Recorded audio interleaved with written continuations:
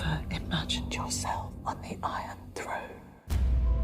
Hey what's up guys, welcome to the new episode। और आज के इस episode 8 of house of dragon को अगर एक लाइन में रिव्यू करना पड़ेगा ना तो मैं कहना चाहूँगा बस इमोशनल कर दिया। और जो किंग विसेरियस का कैरेक्टर यानी कि पैडी कॉन्स्टेंटाइन ने जिस तरीके से उस कैरेक्टर को प्ले किया, आप हमेशा मेरे रिव्यू वीडियोस में यही देखोगे कि मैं कहता रहता हूँ यार मैट स्मिथ का कैरेक्टर डेमन टारगेरियन किस तरीके से बेटर और आउटशाइन करता है इस सारे के सारे सीजन में हर किसी कैरेक्टर को। लेकिन इस बार किंग विसेरियस के कैरेक्टर ने कहीं ना कहीं आउटशैडो कर दिया even the Matt Smith character. जो उनकी emotional speech, the walk to the throne, that was certainly epic and emotional. जिस तरीके से वो स्ट्रगल दिखाया गया था कि थ्रोन तक पहुंचने के लिए उनको कितना स्ट्रगल करना पड़ रहा है in spite of being a king an old king, और गॉलम से भी वो ज्यादा लाइफ जी रहे हैं। That was certainly epic. But इस एपिसोड का पूरा क्रक्स यही था कि यहाँ पे एक्चुअली में लॉर्ड ऑफ द टाइड्स जो है कौन बनेगा, एक्चुअली में जो वलेरियन डायनास्टी का जो है नेक्स्ट ईयर जो है कौन बनेगा, जिसको यहाँ पे वेमंड वलेरियन यानी कि जो कॉर्लिस वलेरिया जिनके यहाँ पे डेथ हो चुकी होती है और यहाँ पे क्वीन रेनिस उनके यहाँ पे बिजनेस हैंडल कर रही होती है, उनके ब्रदर का यहाँ पे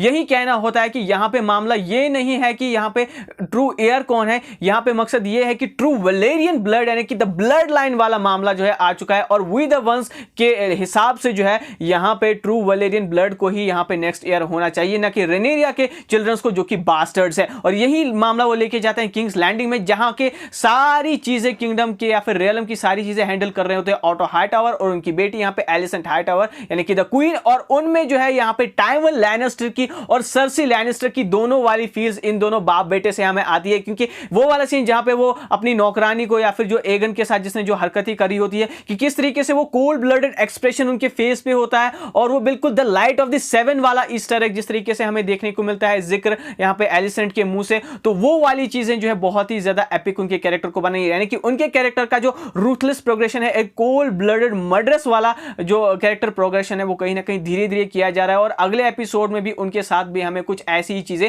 दिखने वाली है। लेकिन अब जब यहाँ पे हर कोई वलेरियन से लेके रेनेरिया और डेमन और उनके बच्चे यहाँ पे कोर्ट में पहुंच चुके हैं, जहां पे फैसला यही किया जाना है कि लॉर्ड ऑफ टाइड्स कौन बनेगा। यहां पर हमें कूल रेफरेंस फिर से जो है डेड किंग की तरफ या फिर नाइट किंग की तरफ देखने को मिलता है, जब यहां पे रेनेरिया रोते बिलखते हुए विसेरियस के पास जाती है कि तुमने तो कहा था कि मेरे एयर बनने की वजह से जो है कि 7 किंगडम्स यूनाइट होंगे और एक common enemy the night king से जो है फाइट करने की तैयारी करी जाएगी। लेकिन मुझे लगता है कि यह फैसला लेने की वजह से पूरा का पूरा रेलम किंगडम जो है डिवाइड हो गया है। और इसके बाद वो चीज हमें देखने को मिलती है कि यहां पे रेनेरिया एक पैक्ट क्रैक करती है क्वीन रेनिस के साथ की लेना की जो बेटियां होती है जिसको हमने एपिसोड 6 में कुर्बानी देते हुए देखा था, यहां पे वो जो है उनको अपने चिल्ड्रंस के साथ मैरी करना चाहती है। और ये प्लान वर्क भी कर जाता है, क्योंकि जब यहां पे किंग विसेरियस खुद से कोर्ट रूम में आते हैं और ऑटो हाईटावर को थ्रोन से हटने के लिए बोलते हैं, दैट वॉक वाज एपिक। जो म्यूजिक बज रहा था रामिन जवादी का पीछे से, that was certainly epic. The walk to the throne, किस तरीके से एक किंग को बूढ़े होकर जो है स्ट्रगल करना पड़ रहा है अपने थ्रोन की तरफ बढ़ते हुए भी। और ये चीज हमें एक और चीज सिग्निफाई करती है कि गेम ऑफ थ्रोन्स का जो किंगडम है या फिर जो थ्रोन है ना, वो किसी भी तरीके से कोई रॉयल्टी नहीं है, बल्कि it's a struggle, it's a pain in the S, जो कि यहां पे कहीं ना कहीं विसेरियस को भी रियलाइज हो रहा होगा। और जब यहां पे ये पैक्ट क्रैक होता है कि अब यहां पे उनके चिल्ड्रंस इनसे मैरी करेंगे, तो यही फैसला जो है बिल्कुल क्वीन रेनिस जो है बात रखती है किंग विसेरियस के सामने, जिसपे वो यहां पे सेटल करते हैं कि मामला जो ट्रू एयर होंगे वो यहां पे रेनेरिया के ही चिल्ड्रन होंगे। लेकिन एक और चीज हमें यहां पे देखने को मिलती है कि किस तरीके से एलिसेंट इस बात से खुश नहीं है, but at the same time एक सपर, एक डिनर पार्टी यहां पे ऑर्गेनाइज करवाते हैं विसेरियस, जहां पे वो ऑटो हाईटावर से कहते हैं कि मुझे मिल्क ऑफ पॉपी नहीं पीना है, जो कि शायद से ऑटो हाईटावर उन्हें जानबूझकर पिलाते हैं ताकि यहां पे पूरा का पूरा कंट्रोल जो है उनकी बेटी ही के ही कंट्रोल में यानी कि क्वीन एलिसेंट के ही कंट्रोल में रहे। और एट द सेम टाइम हमें यह भी देखने को मिलता है कि जब वो डाइनिंग टेबल पे सारे बैठे हुए होते हैं कि किस तरीके से वो अपनी फैमिली के यूनाइट करने के लिए जो स्पीच देते हैं, oh my God, that was certainly emotional. काफी सारे लोगों को ये लगा होगा कि ये एपिसोड कहीं ना कहीं जो है स्लो रहा है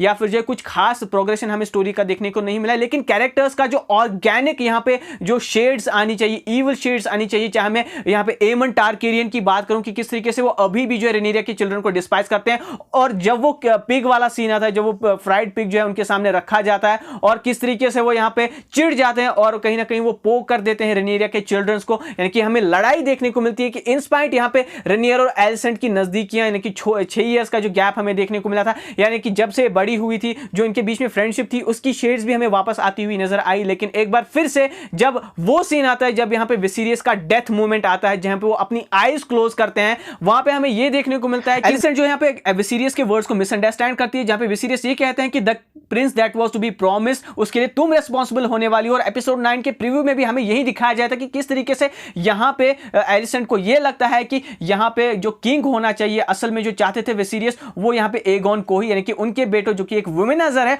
उनको ही यहां पे वो किंग बनाना चाहते थे। और उसके लिए वो यहां पे द सिटी वॉच का, द गोल्ड क्लोक आर्मी का यूज करने वाली है एपिसोड 9 में, जो कि हमें प्रीव्यू से एविडेंट भी होता है। और कहीं ना कहीं हमें यहां पे जो रेनेरिया की डेथ है ना, पॉसिबली उसकी तरफ एक और स्टेप बढ़ता हुआ नजर आएगा। और शायद से यहां पे डेमन टारगेरियन, जो कि इतने टाइम से आयरन थ्रोन के लिए अपने आप को एक नेक्स्ट इन लाइन एयर मान रहे हैं, उनको यहां पे रेनेरिया यहां पे कन्विंस कर सकती है कि क्या तुम जो है यहां पे अपने इस थ्रोन को क्लेम नहीं करोगे। क्योंकि इस एपिसोड 9 के प्रीव्यू में हमें दिखाया जाता है कि वो उनसे कहती है, वो किसी से कहती है कि क्या तुमने कभी अपने आप को आयरन थ्रोन पे इमेजिन नहीं करा है। तो पॉसिबली जो वॉर है ना, वो यहां पे हमें डेमन के बीच में, सर क्रिस्टन के बीच में देखने को मिल सकती है, और रेनेरिया और एलिसेंट के बीच में तो है ही है। और यहां पे जिस भी तरीके से जो भी चीजें यहां पे रेनेरिया ने अभी तक कॉन्कर की है, या फिर जो है जो पेंटोस वाली टेरिटरी यहां पे कॉन्कर की है डेमन ने, उसको किस तरीके से सीज करेगी। क्योंकि कहीं ना कहीं जो मेस्टर्स है, जो काउंसलर्स ऑफ द क्वीन है, या फिर ऑटो हाइटओवर के जो काउंसलर्स है, उनको भी कहीं ना कहीं ये बात खटक रही है कि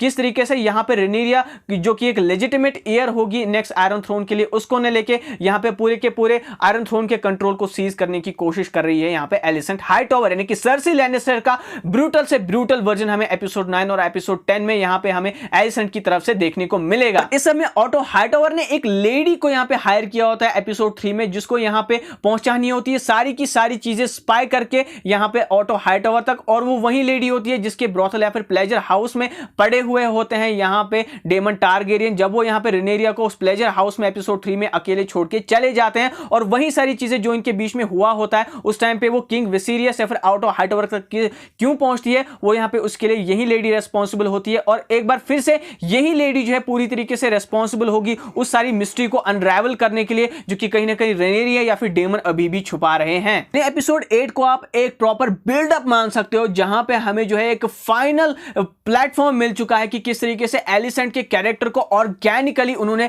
brutal version of Cersei Lannister में कन्वर्ट करने की कोशिश की है। किस तरीके से टाइमन लैनिस्टर ने जिस तरीके से वो रेड वेडिंग में कंट्रोल हासिल किया था नॉर्थ का, या फिर वार्डन ऑफ द नॉर्थ बना दिया था यहां पे बोल्टन्स को, या फिर किस तरीके से उन्होंने सारी टेरिटरी अपने आप में सीज कर ली थी जॉफरी के लिए, वही चीजें हमें बिल्कुल करती हुई एलिसेंट और उनके फादर करते हुए दिखाई देंगे। और इस सब में डेमन का रोल आगे चल के सबसे इंपॉर्टेंट होने वाला है आने वाले एपिसोड में। सो गाइस, ये था एपिसोड 8 का यहाँ पे थोड़ा बहुत ब्रेकडाउन, और एपिसोड 9 में हमें क्या देखने को मिलेगा उसका प्रीव्यू। अब अगर आपको ये वीडियो पसंद आया हो, आपके क्या थॉट्स है, आप क्या फिनाले एपिसोड्स में यहाँ पे देखना चाहते हो हाउस ऑफ द ड्रैगन्स में, मुझे जरूर बताइएगा कमेंट सेक्शन में। अगर आपको ये वीडियो पसंद है तो इस वीडियो को लाइक करें, शेयर करें, चैनल को सब्सक्राइब करें। मिलते हैं बहुत ही जल्द आपसे नेक्स्ट वीडियो में। Till then take care and be marvellous.